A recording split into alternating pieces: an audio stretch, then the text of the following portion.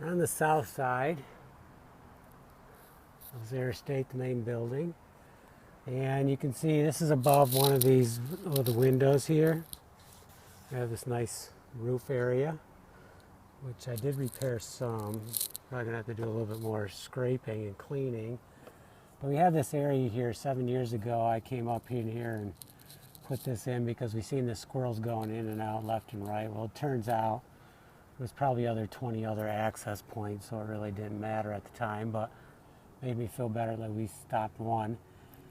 So now what I'm going to do is pull this out, insulate in there, clean out whatever I can, insulate, and then I'm going to have to put a board behind here so I can screw into it, and then maybe a piece of siding from here over, a little overlap there, and then bring this out and caulk it and everything.